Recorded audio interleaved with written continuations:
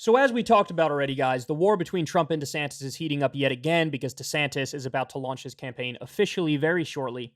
So Trump took a little jab, little pot shot at DeSantis, but it's interesting how this came about, right? Trump usually hits DeSantis on topics where Trump has the people on his side, right? That's usually what he does. But he sort of stumbled into one where certainly the Republican base does not agree with him. Or look, it's at the very least, it's debatable which side they're on for this particular issue, the Republican base. Okay. So Trump was giving an interview to a digital news startup, The Messenger, published Monday, and he said the following, quote, if you look at what DeSantis did, I should do his voice. If you look at what DeSantis did, a lot of people don't even know if he knew what he was doing, but he signed 6 weeks, talking about an abortion ban at 6 weeks. He signed a 6-week abortion ban, and many people within the pro-life movement feel that was too harsh. It was too harsh.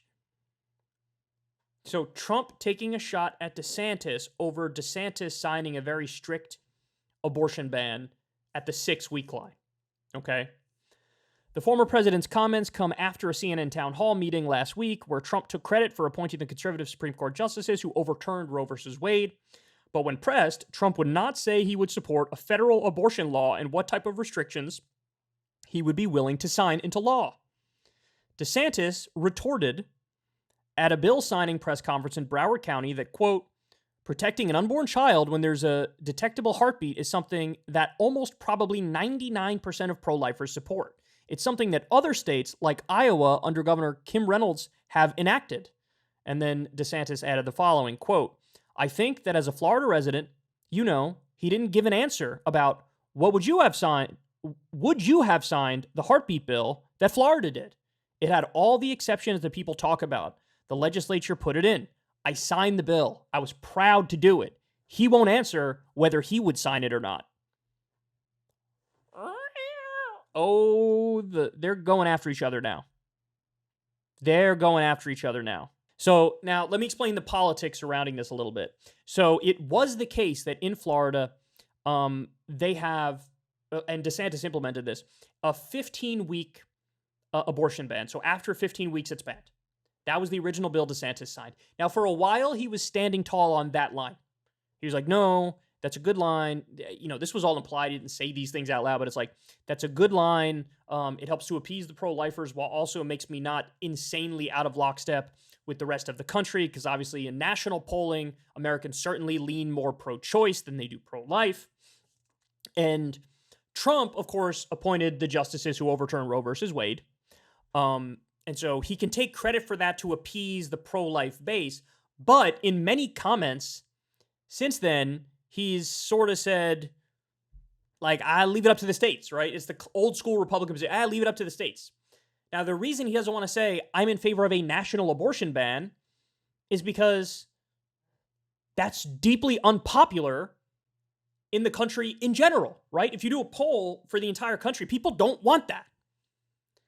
But it's interesting because Trump is in alignment with the broader country, all Americans on this one, but he's pissing off the Republican base.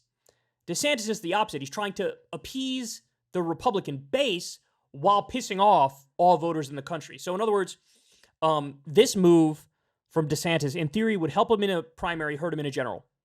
And with Trump, it's the opposite. His position of not signing a national abortion ban, or not being clear if he would do that, it's the opposite. It would hurt him in the primary, help him in the general. So that's effectively what's going on in this fight. Now, who's correct on the politics of it in terms of how it'll play out for the most part? I think Trump is more correct, to be honest, because Trump has expressed, certainly in 2016, he expressed some sentiments that were more moderate than other Republicans, and it didn't hurt him, it helped him.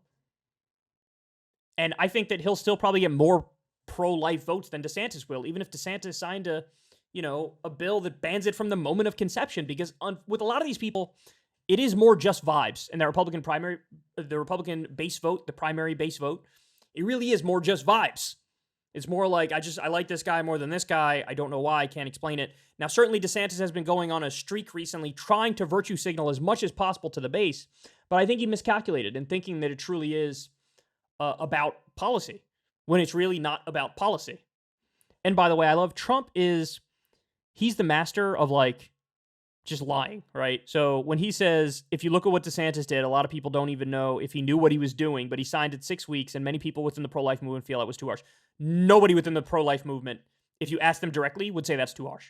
Most people in the pro-life movement are like, ban it from literally the moment of conception. Some of them don't even want exceptions for rape and incest and life of the mother and fatal defect in the fetus. They don't want any exceptions. So for him to make that argument, he's just lying, but that's classic Trump. But it's almost like he could say that and then will that into existence, right? Where there'd be people who are like, yeah, I'm pro-life, I agree with Trump, man. Like, this is the effect he has on people. But now you have DeSantis, yet again, for the first time in a long time, basically firing back. And DeSantis feels like he's on safe ground there, because when it comes to policy, this is one where, in theory, he's supposed to have the Republican base more with him. I mean, that's his perspective, right? He's like, what are you talking about? Yeah, I signed this, and I signed this because everybody in the pro-life movement believes this, and I'm a Republican politician.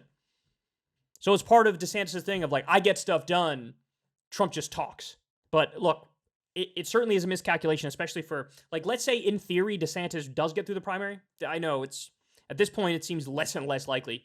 But if that were the case, man, any Democrat would clobber you over the head with this stuff, bro. And abortion in the midterms was a huge issue. All of the exit polls showed it. In some states, abortion was the #1 issue. And you're opening the door for a Democrat to clobber you over the head with how draconian and authoritarian and extremist this is, and how you want to control women's bodies, et cetera, et cetera. And this is way out of lockstep with your average American. But anyway, it'll be interesting to see this play out. This is going to be the case on a number of issues. Now DeSantis is going to try to hit Trump from his right on certain base issues, and Trump is going to have to find a way out of it. But that's what he does, right? That's what he does.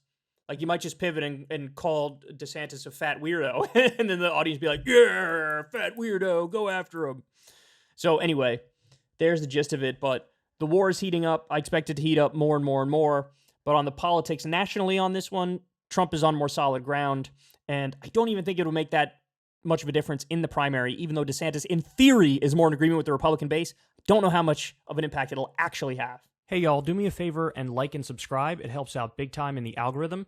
Click the bell as well for notifications when videos drop, and watch that video on screen right now. You know you want to.